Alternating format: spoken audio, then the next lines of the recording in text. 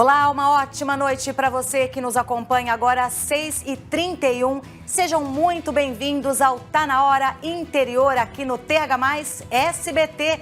Nossas equipes estão espalhadas por várias partes da região, mostrando a volta do trabalhador para casa, como está o trânsito. Estamos no ar para as regiões oeste e noroeste do estado. E você é o nosso convidado para acompanhar as notícias de toda a região até às 7h15 da noite. Nossa equipe já está em busca de informações e o Vitor Garcês traz um dos destaques de hoje. Vitor. Carla, infelizmente, um motociclista morreu agora há pouco em um grave acidente aqui em São José do Rio Preto. A gente está no local do acidente e daqui a pouco eu trago todos os detalhes dessa ocorrência.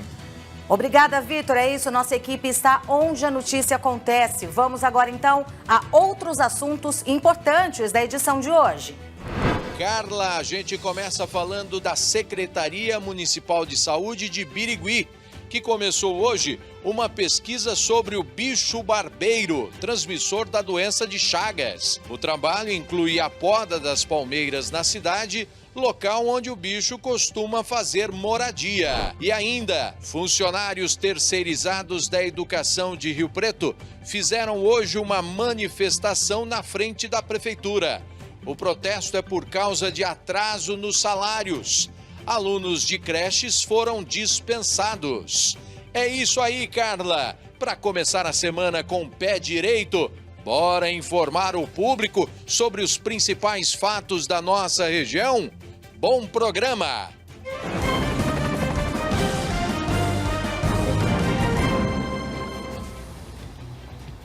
É isso aí, estamos ao vivo então para toda a região, agora 6h33 e a gente já abre a edição de hoje com um acidente, um grave acidente que aconteceu agora há pouco aqui em São José do Rio Preto. A gente vai ao vivo falar com o Vitor Garcês, que está no local e traz aí todas as informações pra gente, inclusive, infelizmente, esse acidente com morte, não é, Vitor? Boa noite para você.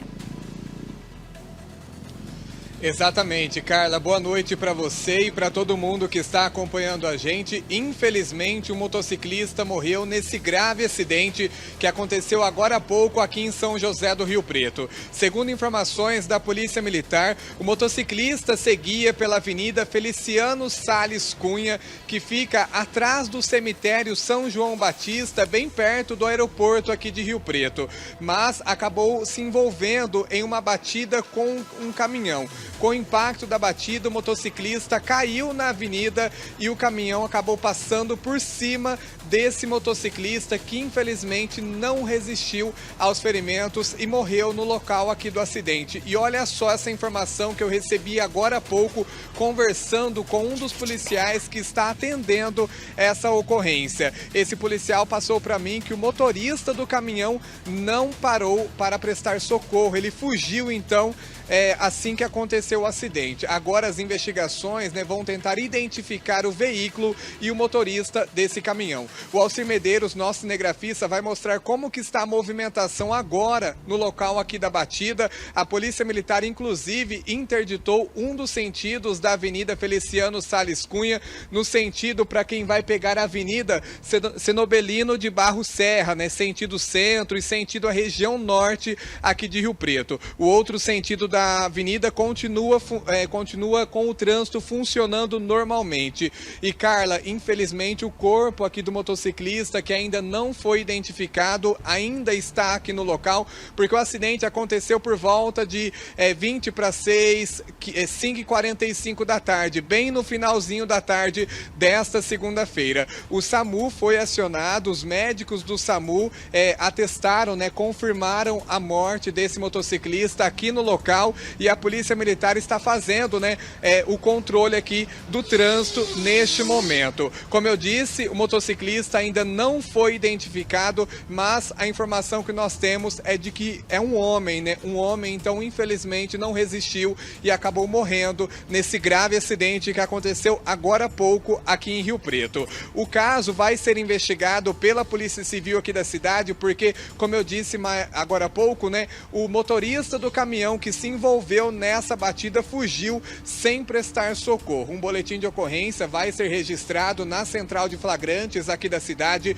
e o caso vai ser investigado. Infelizmente, mais uma morte no trânsito aqui da cidade, porque na sexta-feira um casal morreu após o motociclista bater na traseira de um caminhão na rodovia BR-153 aqui em Rio Preto. Ele e a mulher que estava na garupa da moto não resistiram e também morreram nesse acidente. Então, mais uma morte no trânsito aqui na cidade, Carla. Ô, Vitor, e esse local aí, pelo que a gente percebe, está interditado, né, onde aconteceu esse acidente. Do outro lado, está liberado, mas é um local bastante movimentado, né? A sinalização aí, como que é? Sim, Carla, é um local bastante movimentado, né? Porque quem trabalha aqui nas indústrias, porque é uma área com bastante fábrica, bastante indústrias, né? Fica bem perto do distrito industrial aqui em Rio Preto. Então, os dois sentidos da avenida são bastante movimentados. A sinalização nesse momento, né?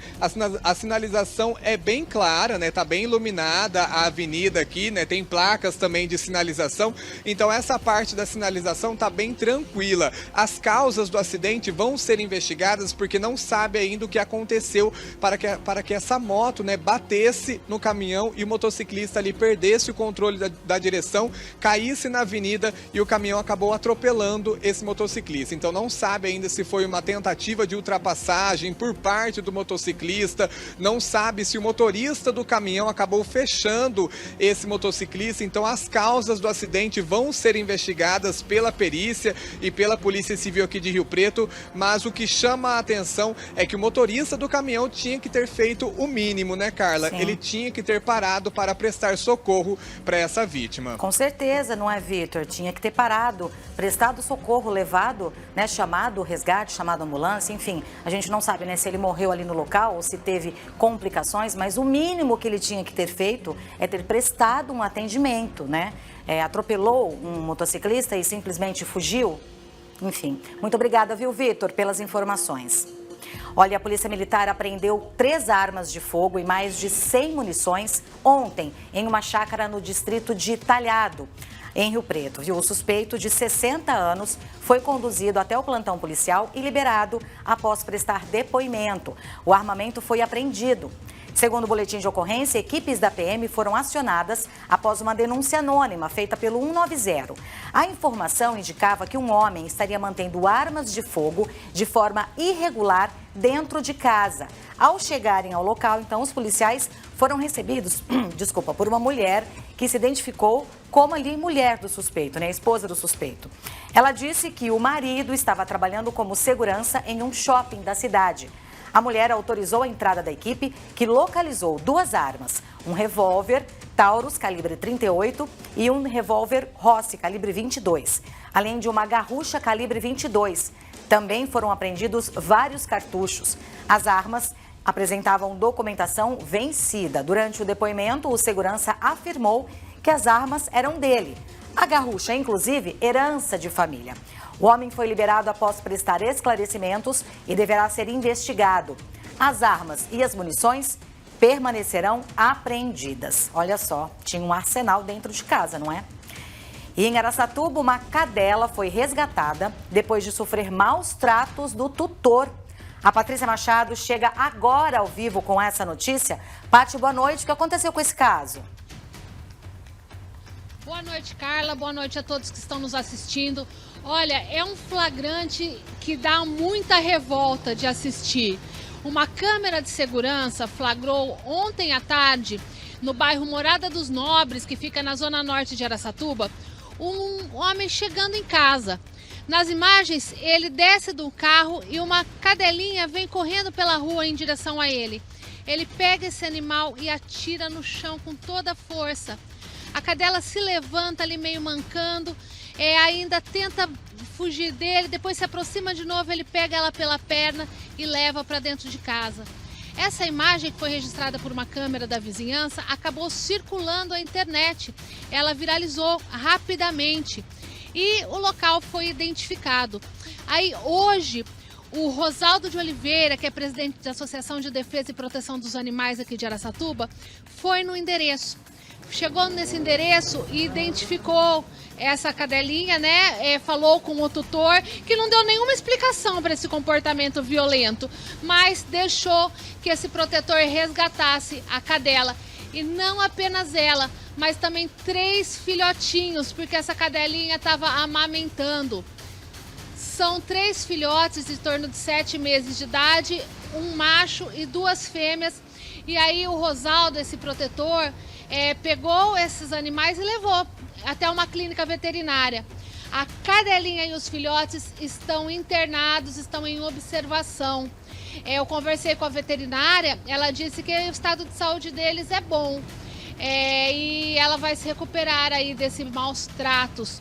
A partir daí, procurar um lar para essa cadela e para esses filhotinhos. Esse vai ser o trabalho aí da Associação de Proteção dos Animais de Araçatuba. Agora, o Rosaldo, ele não fez apenas isso de resgatar os animais, ele também foi até a delegacia da Polícia Civil, registrou um boletim de ocorrência. Lembrando que maus tratos de animais dá uma pena de 2 a 5 anos. E com toda essa repercussão, hoje a Polícia Ambiental também esteve na residência e autuou esse dono dessa cadela. Ele vai pagar uma multa de R$12 mil. Isso foram as consequências desse ato aí covarde que ele teve contra esse animalzinho indefeso. Como você disse, Paty, um ato covarde. A gente vê nas imagens, ele joga de uma altura o animal. Gente, animal também é um ser vivo, eles precisam de atenção, de carinho, não é? Eu tenho uma cachorrinha em casa, a Paty também é mãe de gatos, e a gente trata com tanto carinho, com tanto cuidado, não é? E R$12 mil é pouco para ele, viu? Obrigada, Paty. Olha, daqui a pouco a Secretaria Municipal de Saúde de Birigui começou hoje um trabalho de pesquisa do bicho barbeiro, transmissor da doença de Chagas. O trabalho inclui a poda das palmeiras na cidade. A gente vai para um rápido intervalo, agora são 6h43. Não saia daí, a gente volta já já.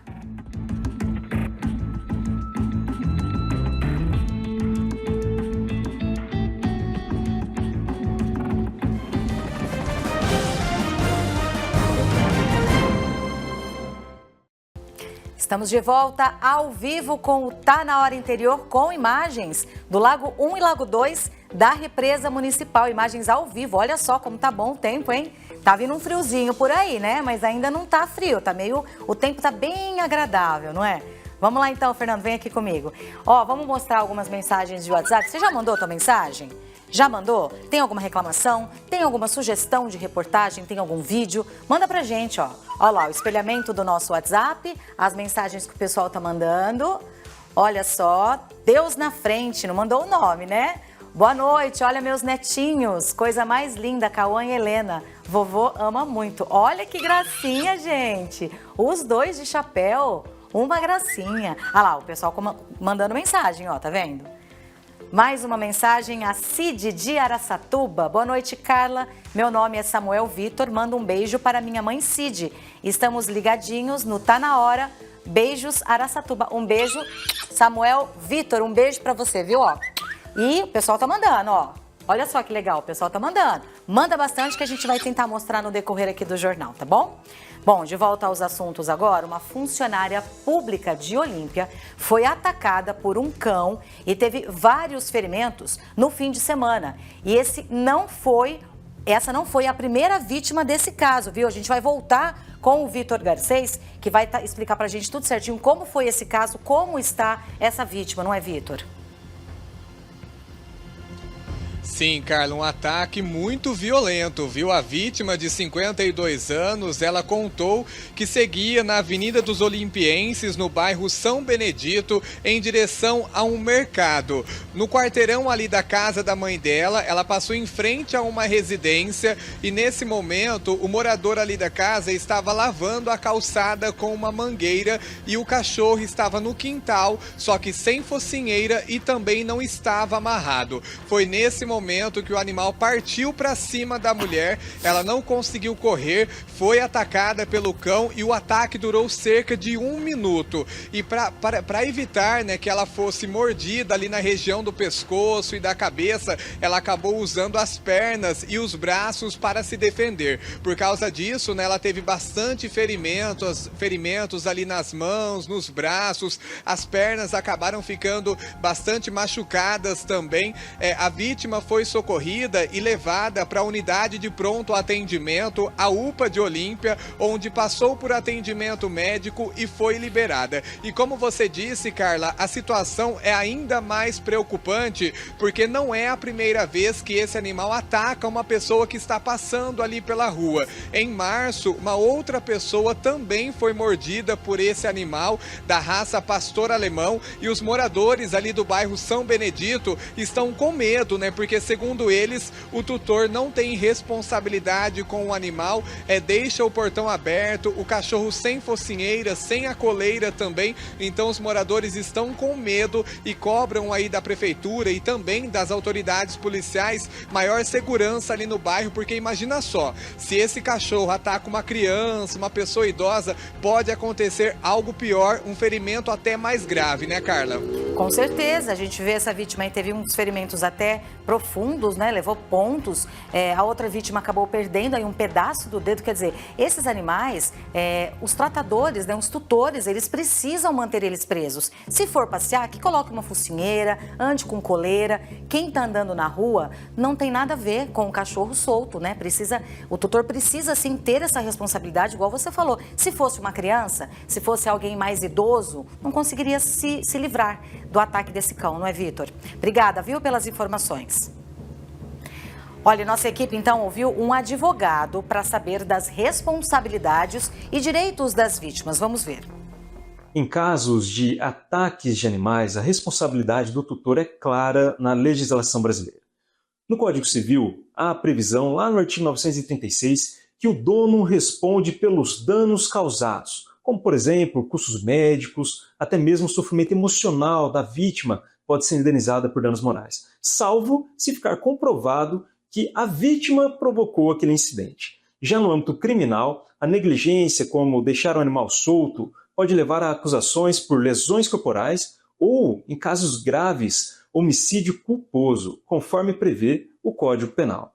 A Lei de Crimes Ambientais também pune maus tratos com detenção e multa. Aqui em Olímpia, a lei municipal exige guarda responsável, ou seja, os tutores devem garantir a segurança dos animais, usar guias e placas de advertência para cães maiores e evitar fugas. Violações como abandono, deixar o animal solto, geram multas, possível apreensão do animal e até proibição de adotar por 1 ano. Adoção responsável, não é? Parece que algumas pessoas não sabem o que é isso, né? E a Secretaria Municipal de Saúde de Birigui começou hoje um trabalho de pesquisa do bicho barbeiro, transmissor da doença de Chagas. O trabalho incluiu a poda das palmeiras na cidade. Vamos acompanhar.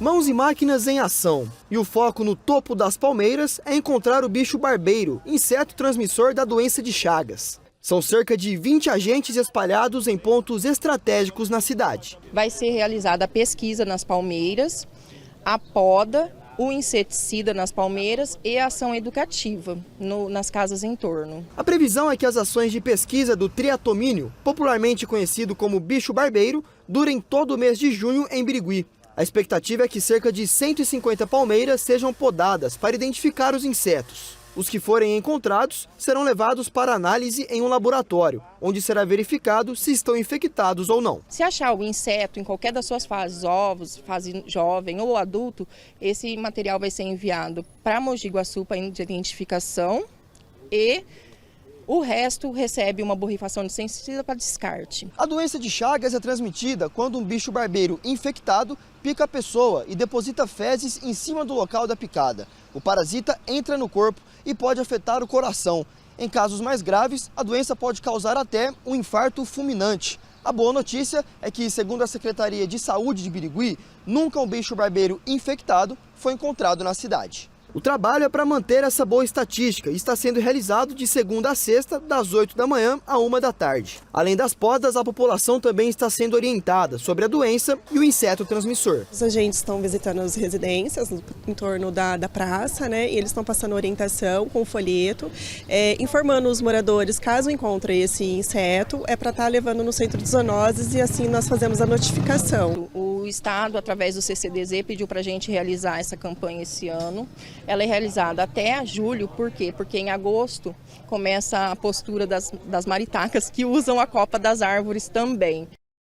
Parabéns à cidade de Birigui, né? Por mais que não tenham casos confirmados na cidade, é importante esse trabalho de prevenção, não é? Olha, um homem de 39 anos foi morto ontem em Lucélia, na região oeste do estado. A Patrícia Machado volta com esse caso. Patrícia, o que teria motivado, então, esse homicídio? A polícia já sabe? Então, Carla, ainda são poucas informações. O que se sabe é que foi uma briga. Essa briga aconteceu na Vila Rancharia, em Lucélia. E esse homem de 39 anos teria agredido com um soco. Fala de novo. É outro homem. Eles começaram a brigar e esse homem que foi agredido pegou uma faca e golpeou a vítima. Depois disso, ele foi embora. Testemunhas chamaram a polícia, né? O homem que foi golpeado foi socorrido, foi levado para a Santa Casa, mas não resistiu. E essas testemunhas que falaram da briga e também falaram a identidade desse agressor. A polícia foi até a casa dele, encontrou ele em casa assistindo televisão. Ele disse que realmente tinha dado uma facada no outro homem e jogado a faca fora. Os policiais chegaram a procurar a faca, mas não encontraram. O homem foi preso em flagrante e foi levado para a cadeia de Adamantina, onde permanece à disposição da justiça. Carla, uma morte aí por motivo fútil. Ele simplesmente falou que tinha dado a facada e ficou tudo por isso mesmo, né? Ele não estava muito preocupado com o que fez. A vida está banalizada, né, Paty? Infelizmente. Ele disse que eles brigaram, se desentenderam e essa foi a maneira que resolveram aí essa desinteligência. O importante é que ele já foi preso, né? Foi levado então para a cadeia e que ele cumpra, né? Que ele pague por esse crime que ele cometeu, não é, Paty? Obrigada, viu, pelas informações.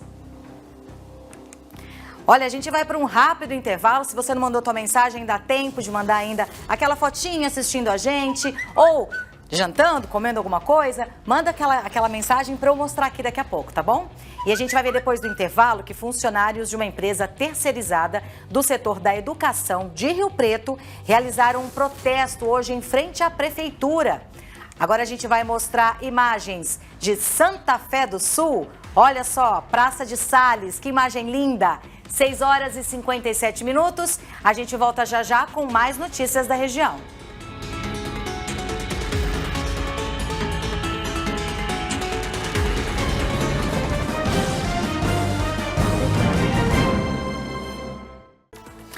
Tá na hora interior, está de volta agora às 7 horas e 1 minuto com imagens aéreas do nosso drone, do nosso piloto Carlos Aidar, na zona norte aqui de São José do Rio Preto. E você de casa, tá acompanhando o jornal? Tá gostando? Manda uma mensagem pra gente. Se a gente não conseguir mostrar hoje, amanhã a gente coloca no ar, tá bom? Vamos seguir então com as notícias? Funcionários de uma empresa terceirizada do setor da educação de Rio Preto realizaram um protesto hoje em frente à prefeitura. Eles reivindicaram o pagamento que deveria ter sido feito na sexta-feira. Vamos ver a reportagem. Com faixas, funcionários de uma empresa terceirizada ocuparam a frente da Prefeitura de Rio Preto em um ato pacífico. O grupo cobrou o pagamento dos salários que deveria ter sido feito na sexta-feira. O pessoal é tudo pobre. Tem gente que trabalha de manhã para comer à noite. É assim. E não saiu dinheiro, tem muita gente que está passando necessidade. Ninguém ligou para essa pessoa para saber se ela tem dinheiro ou não, se ela tem comida em casa ou não. É assim.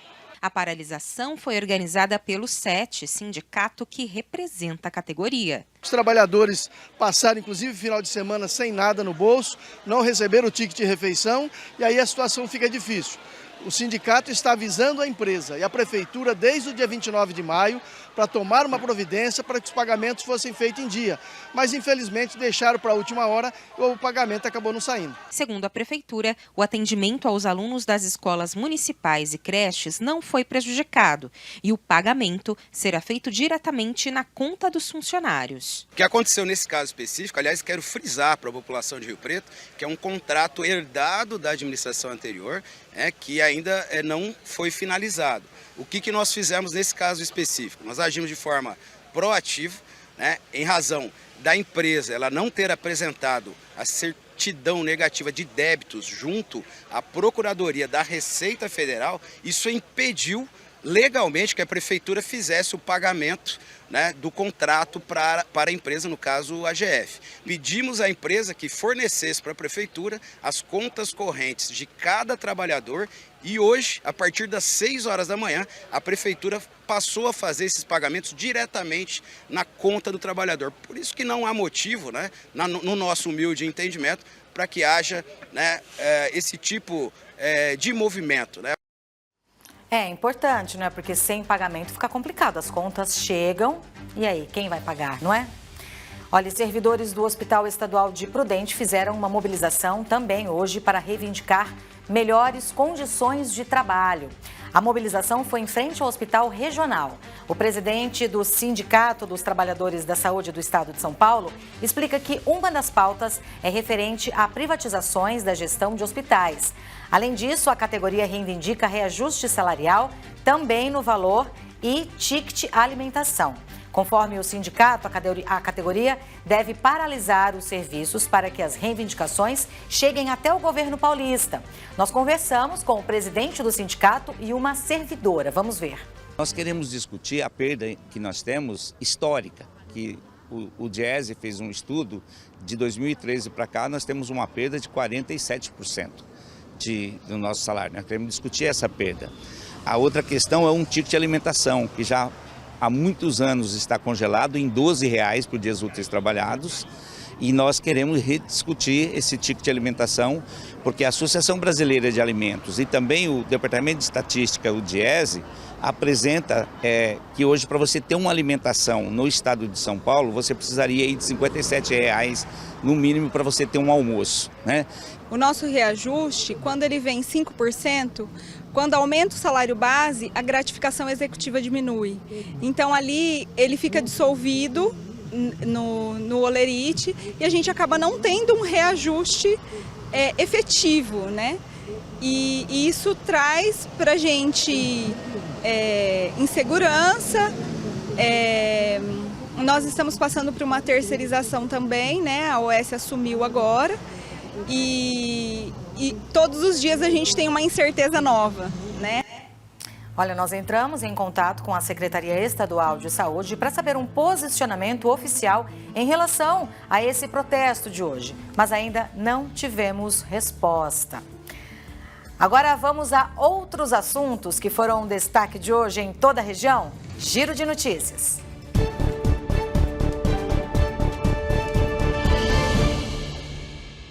Em Catanduva, um homem de 60 anos foi preso em flagrante por ter tentado matar a própria mãe, uma idosa de 87 anos. Tudo isso aconteceu no bairro Vila Mota, em Catanduva, na tarde de domingo. Segundo as informações do boletim de ocorrência, esse homem teria ido até a casa da mãe pedir dinheiro para comprar drogas.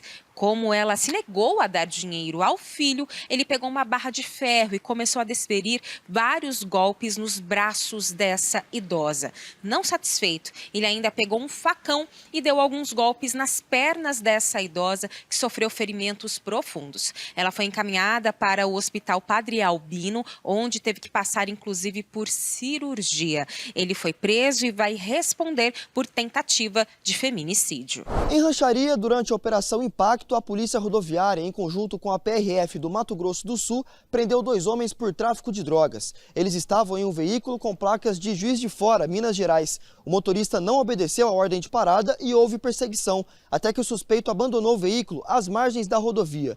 Ele e o passageiro fugiram a pé por uma área de mata. mas foram pegos pelos policiais. Dentro do veículo foram encontrados 66 quilos de skunk, escondidos no porta-malas e no banco de trás. Os suspeitos de 22 e 28 anos não tinham antecedentes criminais e foram presos em flagrante. A droga e o veículo foram apreendidos. Em Jales, uma técnica de enfermagem foi agredida por uma mulher dentro da unidade de pronto atendimento da cidade. Essa mulher acompanhava o marido, que aguardava uma transferência via sistema Cross.